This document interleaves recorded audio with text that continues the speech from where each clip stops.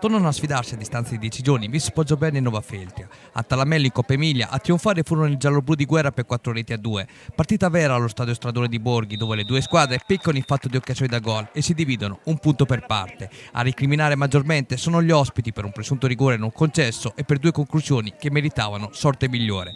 Il Poggioberni è sembrata squadra molto nervosa, ottiene il suo primo punto di stagione ma viene penalizzata in fatto di uomini con due espulsi nell'ordine Colonna e Valentini, entrambi per doppia ammonizione, anche se il capitano del Poggioberni sostiene di essere sulla retta via. È stata una partita molto combattuta, partita molto sentita con il Nova Feltria, chiaramente anche visto l'anno scorso che abbiamo giocato insieme in seconda categoria. È stata una partita molto accesa, bella partita giocata bene da entrambe le squadre. Stavamo tenendo molto bene il campo, non abbiamo quasi mai sofferto, non mi ricordo grosse occasioni da parte degli avversari e le due espulsioni chiaramente un pochino ci hanno rallentato.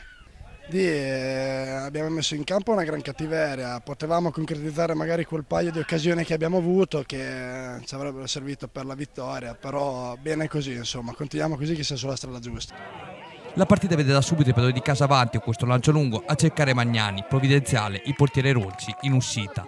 Dall'altra parte risposta di Nova Feltria con questo tentativo proibitivo firmato da Lorenzo Fraboni. Da qui si capisce che la partita è soprattutto maschia quando Rinaldi, in fase di disimpegno, prova ad uscire dalla propria metà campo prima di essere atterrato e calciato da Valentini.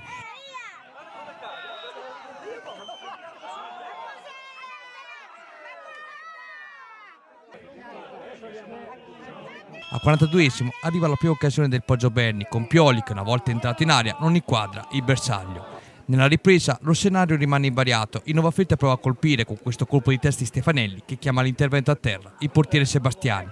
Bravo sì in nazionale sammarinese a trovare lo stacco aereo ma meno fortunato in fase realizzativa.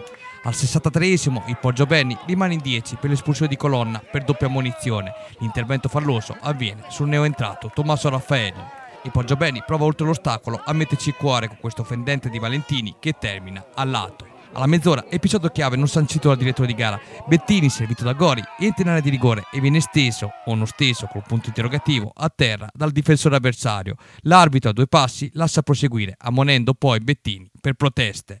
Il Nova Feltria sfiora il colpo all'83esimo con Stefanelli che in spaccata arriva nuovamente sul traversone dalla destra di Gori, ma mette altro sopra la traversa.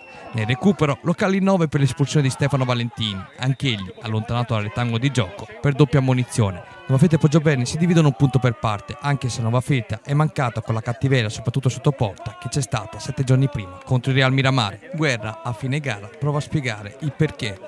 Me l'aspettavo che sarebbe stata una partita del genere, anche per quello che era stata la partita di Coppa dove un po' la tensione si era avvertita e diciamo che loro sono stati bravissimi a portare la partita su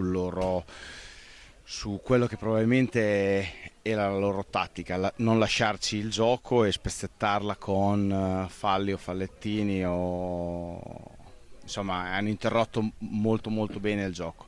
Praticamente abbiamo giocato 30 secondi sì e 30 secondi no.